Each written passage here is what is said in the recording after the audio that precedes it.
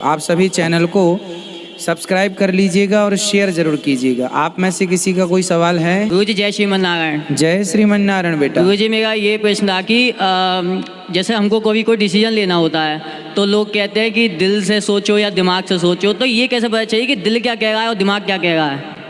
बहुत अच्छा सवाल है आपका। देखिए, हमेशा हमें निर्णय, जब भी हम कोई निर्णय लें तो विचार करके, थोड़ा समय देकर। दिमाग में तो आइडिया आते रहते हैं, अच्छे और बुरे दोनों थॉट पैदा होते हैं, दिमाग में बातें चल रही होती हैं। ठीक है, अभी मैं आपसे बात कर रहा हूँ तो भी दिमाग बिजी है, कुछ सोच रहा है, कुछ थॉट आ रहे हैं, अच्छे या बुरे, सब प्रकार के हो सकते हैं, है ना। पर निर्णय जो होता है ना, वो हमारे बुद्धि से होना चाहिए। फिर बुद्धि के ऊपर होता है विवेक, कॉन्फिडेंस। ठीक है, तो हमारी जो आखिरी मोहर लगती है वो हमारे पास विवेक की होनी चाहिए। भाई देखिए, हमारे मन में सब प्रकार के विचार आते हैं। उदाहरण के तौर पे माना कि ये 100 रुपये ज़मीन पर पड़े हैं, तुरंत दिमाग काम करना शुरू कर देगा, उठा लें क्या? तभी बुद्धि निर्णय देगी, ना जी ये किसी का गिर गया होगा, हम क्यों उठा लें, हमारा क्या लाभ है। फिर मन कहेगा, दिमाग कहेगा अरे उठा लेते हैं, इसमें क्या है।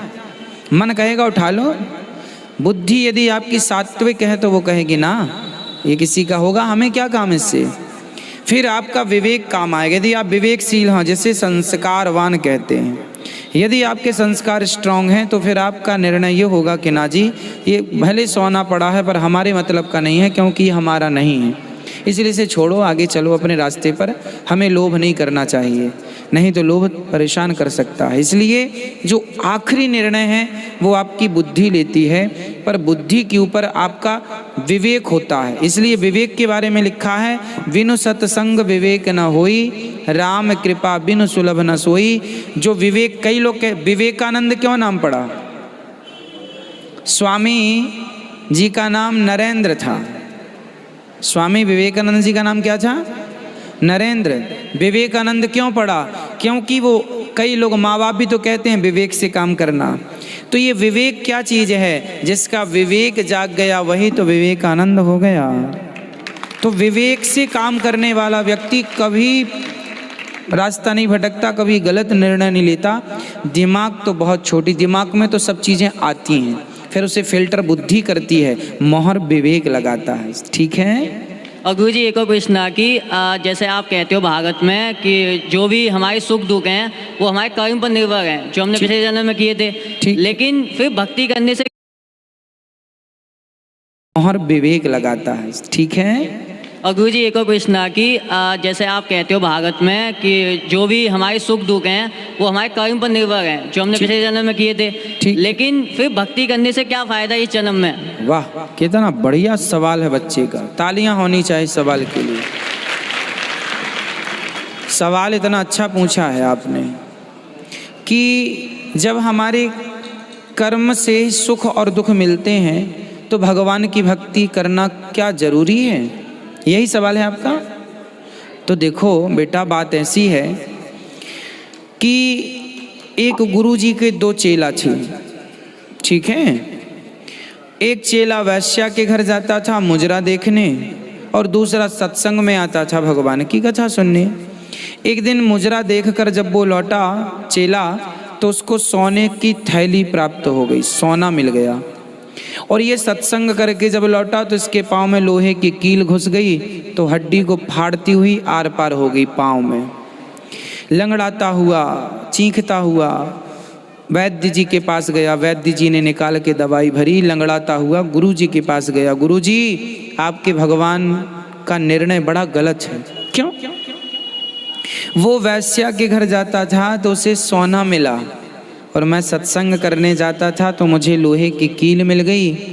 गुरुजी बोले, बेटा तू वर्तमान को देख सकता है, तू वर्तमान को जान सकता है और जानता है, पर तू भविष्य को नहीं जान सकता। बेटा वो आदमी जो वैश्या के घर जाता था उसने इतना पुण्य किया था कि आज वो राजा बनने वाला था किसी नगर का, लेकिन वैश्या की संगत करते करते उसने अपने सारे पुण्य नष्ट कर दिए और जरा से सोने से ही उसे संतोष करना पड़ेगा। जरा सा सोना मिल गया और तुझे आज मरना था, आज तेरी मृत्यु थी, लेकिन तूने भगवान की कथा सुनी, सत्संग से जोड़ा, भगवान से अपने आप को जोड़ा, तो भगवान ने तेरी मृत्यु को एक जरा से लोहे की कील से तब्दील कर दिया और जरा से दर्द से तेरी मौत को टाल दिया। ये ईश्वर का निर्णय है।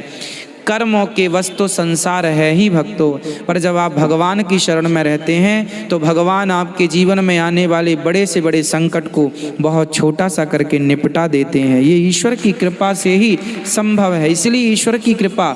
दूसरा ये है कि भगवान की भक्ति करने वाले व्यक्ति को, भाई सुदामा के जीवन में भी दुख आया, गरीबी आई, तो क्या सुदामा ने गरीबी में भगवान का त्याग कर दिया? ना, उस गरीबी पर भी भगवान का चिंतन बनाए रखा, क्योंकि हमने पाप किया होगा तो हमें दुख मिल रहा है, पर आज जो भक्ति कर रहे हैं इसका फल हमें सुख नहीं, इसके फल में तो हमें भगवान के ही दर्शन होंगे, भगवान का धाम मिलेगा, वैकुंठ साकेत गौलोक, जो कि संसार के सारे सुखों से करोड़ों गुना अधिक है। अब आप लोगों ने, जिसने कभी रबड़ी खाई ही नहीं, जो गुड़ ही खाता रहा, तो वो गुड़ को ही सर्वश्रेष्ठ मानेगा, रबड़ी खाए तो पता चले अरे ये तो बहुत स्वादिष्ट है। तो संसार के लोग जो पत्नी पुत्र पैसे में सुख देखने वाले हैं, यदि इन्हें जरा स्वर्ग के, जरा बैकुंठ के सुख का जरा सा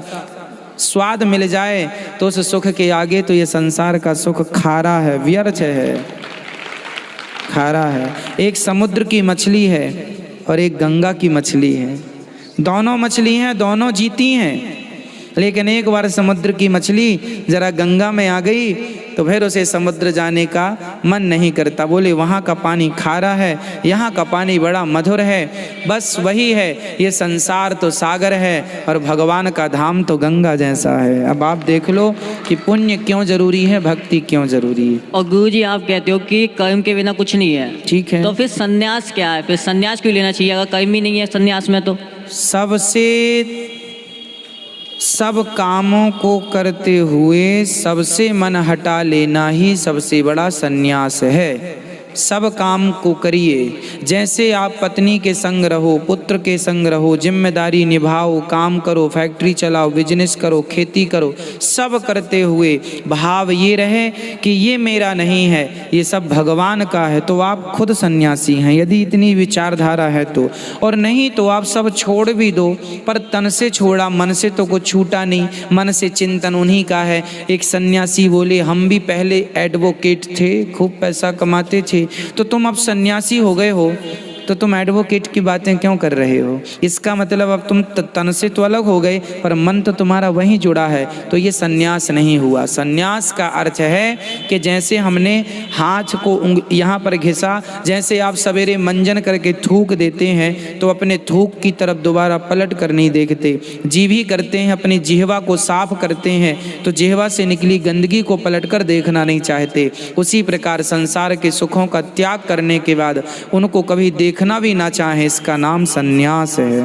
पूर्ण रूप से उसका त्याग हो और कभी मन भी ना जाए उसकी तरफ। जैसे कि हम लोग थूक देते हैं सवेरे मंजन ब्रश के समय, फिर उसकी तरफ मन जाता है कि कहाँ गया होगा हमारा थूक, भाई अभी तो मुंह में था।